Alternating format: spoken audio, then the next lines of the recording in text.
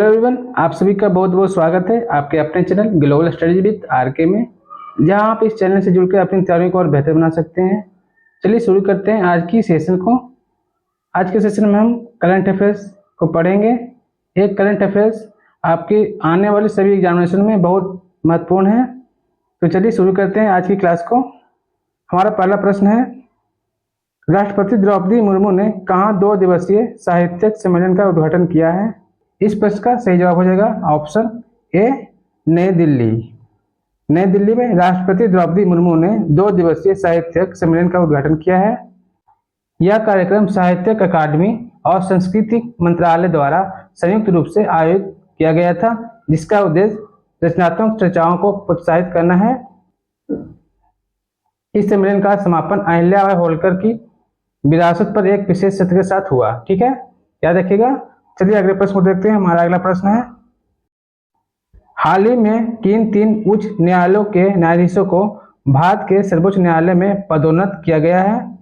इस प्रश्न का सही जवाब हो जाएगा ऑप्शन बी, कर्नाटक, गुवाहाटी और बॉम्बे।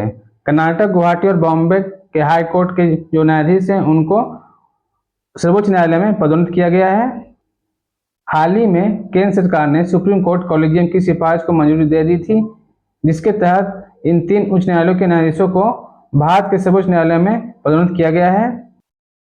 कर्नाटक उच्च न्यायालय के न्यायाधीश N B Anjania, Guwahati high court के न्यायाधीश विजय बिश्नोई और बॉम्बे हाई कोर्ट के न्यायाधीश ए एस चंदूरकर को सर्वोच्च न्यायालय में पदोन्नत किया गया है। ठीक है, याद रखिएगा।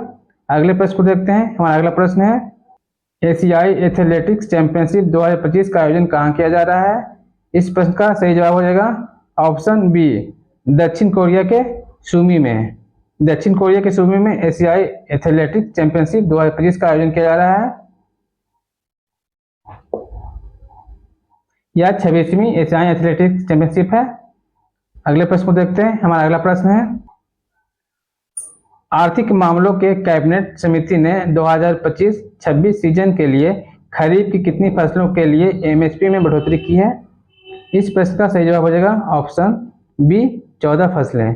खरीफ की 14 फसलें हैं जिनकी बढ़ोतरी केंद्र सरकार ने एमएसपी में की है। ठीक है, अगले प्रश्न को देखते हैं। हमारा अगला प्रश्न है, भारत की औद्योगिक वृद्धि दर अप्रैल में घटकर कितनी रह गई है? इस प्रश्न का सही जवाब हो जाएगा ऑप्शन ए, 2.7%। 2.7% भारत की औद्योगिक वृद्धि दर अप्रैल में घटकर रह गई है, जबकि मार्च में यह 3% थी। ठीक है, याद रखिएगा। अगले प्रश्न को देखते हैं। हमारा अगला प्रश्न है, हाल ही में एलन मस्क ने सरकारी दक्षता विभाग से इस्तीफा दे दिया है, वे किस देश के हैं? इस प्रश्न का सही जवाब हो जाएगा option C, America. Elon Musk जो कि अमेरिका के नागरिक हैं, उन्होंने सरकारी दक्षता विभाग से इस्तीफा दे दिया है। ठीक है, अगले प्रश्न को देखते हैं। हमारा अगला प्रश्न है, केंद्रीय प्रत्यक्ष कर बोर्ड सीबीडीटी ने वित्तीय वर्ष के लिए आयकर रिटर्न आईटीआर दाखिल करने की समय सीमा कब तक बढ़ा दी है? इस प्रश्न का सही जवाब हो जाएगा ऑप्शन ए, 15 सितंबर 2025 तक। 15 सितंबर 2025 तक केंद्रीय प्रत्यक्ष कर बोर्ड ने आयकर रिटर्न दाखिल करने की समय सीमा बढ़ा दी है। पहले यह 31 जुलाई 2025 तक था। ठीक है, अगले प्रश्न को देखते हैं। हमारा अगला प्रश्न है, राष्ट्रपति द्रौपदी मुर्मू ने नई दिल्ली के राष्ट्रपति भवन में आयोजित दूसरे नागरिक अलंकरण समारोह में कितने प्रतिष्ठित व्यक्तियों को पद्म पुरस्कार प्रदान किए हैं? इस प्रश्न का सही जवाब हो जाएगा ऑप्शन डी, 69 व्यक्तियों को पद्म पुरस्कार प्रदान किया गया है राष्ट्रपति द्रौपदी मुर्मू द्वारा राष्ट्रपति भवन में। बात करें पुरस्कारों की तो इनमें 3 पद्म विभूषण, 9 पद्म भूषण और 57 व्यक्तियों को पद्मश्री प्रदान किया गया है। इनमें बिहार की लोक गायिका शारदा सिन्हा को मरणोपरांत पद्म विभूषण पुरस्कार प्रदान किया गया है। ठीक है, अगले प्रश्न को देखते हैं। हमारा अगला प्रश्न है, एशियाई एथलेटिक्स चैंपियनशिप 2025 में पुरुषों की 10,000 मीटर दौड़ में किसने स्वर्ण पदक जीता है? इस प्रश्न का सही जवाब हो जाएगा ऑप्शन ए, गुलबीर सिंह। गुलबीर सिंह ने एशियाई एथलेटिक्स चैंपियनशिप 2025 में पुरुषों की 10,000 मीटर दौड़ में स्वर्ण पदक जीता है? याद रखिएगा। उन्होंने 28 मिनट 38.63 सेकंड का समय निकालकर स्वर्ण पदक जीता है। याद रखिएगा। अगले प्रश्न को देखते हैं। हमारा अगला प्रश्न है, हाल ही में प्रधानमंत्री नरेंद्र मोदी ने कहाँ एक अत्याधुनिक लोकोमोटिव विनिर्माण संयंत्र का उद्घाटन किया है? इस प्रश्न का सही जवाब हो जाएगा ऑप्शन बी, गुजरात में। गुजरात के दाहोद में प्रधानमंत्री नरेंद्र मोदी द्वारा अत्याधुनिक लोकोमोटिव विनिर्माण संयंत्र का उद्घाटन किया गया है। अगले प्रश्न को देखते हैं। हमारा अगला प्रश्न है, हाल ही में किसने रोमानिया के नए राष्ट्रपति के रूप में पदभार ग्रहण किया है? इस प्रश्न का सही जवाब होगा ऑप्शन डी, निकोसोर डैन ने। निकोसोर डैन ने हाल ही में रोमानिया के नए राष्ट्रपति के रूप में शपथ ग्रहण किया है। इन्होंने जॉर्ज सिमियन को हराया और अंतिम राष्ट्रपति इली बोलोन को स्थान लिया। ठीक है।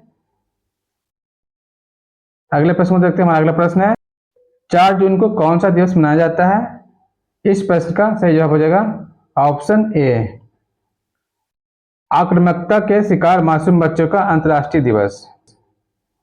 4 जून को आक्रामकता के जो शिकार बच्चे हैं, यानी कि जिन बच्चों को सताया गया है, जो पीड़ित बच्चे हैं मासूम, उनका अंतर्राष्ट्रीय दिवस मनाया जाता है 4 जून को। याद रखिएगा। बात करें विश्व पर्यावरण दिवस की तो यह 5 जून को मनाया जाता है, जबकि विश्व साइकिल दिवस 3 जून को मनाया जाता है। याद रखिएगा। अब चलते चलते कुछ महत्वपूर्ण प्रश्नों को देख लेते हैं। 78वें कॉन फिल्म महोत्सव में पाल्म डीआर का खिताब किसने जीता है? इस प्रश्न का सही जवाब हो जाएगा जाफर पनाही ने। जाफर पनाही ने 78वें कॉन फिल्म महोत्सव में पाल्म डीआर का खिताब जीता है। अभी हाल ही में भारत किस देश को पछाड़कर दुनिया की चौथी सबसे बड़ी अर्थव्यवस्था बन गया है?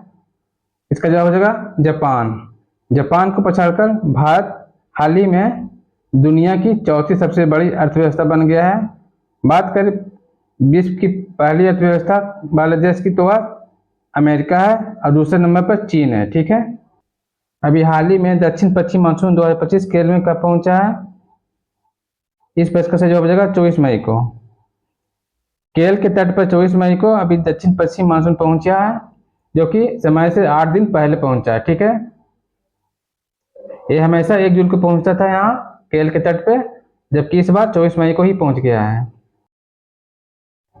मई 2025 में हुए एक समझौते के अनुसार ब्रिटेन ने मॉरिशस को कौन से द्वीप लौटाए हैं? इस प्रश्न का सही जवाब हो जाएगा चागोस द्वीप। चागोस द्वीप को ब्रिटेन ने एक समझौते के तहत मॉरिशस को लौटाए हैं। याद रखिएगा। मई 2025 में पूर्ण कार्यात्मक साक्षरता हासिल करने वाला भारत का पहला राज्य कौन सा बन गया है? इसका जवाब हो जाएगा मिजोरम। मिजोरम जो है वह 2025 में पूर्ण कार्यात्मक साक्षरता दर हासिल करने वाला भारत का पहला राज्य बन गया है, जबकि दूसरा गोवा है। ठीक है। याद रखिएगा। पीएम ई ड्राइव योजना के तहत कितने सार्वजनिक ईवी चार्जिंग स्टेशन स्थापित करने की योजना है? इसका सही जवाब हो जाएगा 72,000 ईवी चार्जिंग स्टेशन स्थापित की जाएगी पीएम ई ड्राइव योजना के तहत। ठीक है। याद रखिएगा। जिसका उद्देश्य पूरे भारत में इलेक्ट्रो व्हीकल चार्जिंग स्टेशन को बढ़ावा देना है और स्वच्छता को बढ़ावा देना है साथ में। और इसके लिए भारत सरकार ने कुल 2000 करोड़ रुपए का निवेश किया है। ठीक है। याद रखिएगा। इसी के साथ आज का सेशन समाप्त होता है। आशा करते हैं आपको वीडियो अच्छा लगा होगा। अगर अच्छा लगा तो प्लीज़ चैनल को सब्सक्राइब करें, वीडियो को लाइक करें और कमेंट भी जरूर करें। ठीक है। मिलते हैं अगले सेशन में। धन्यवाद।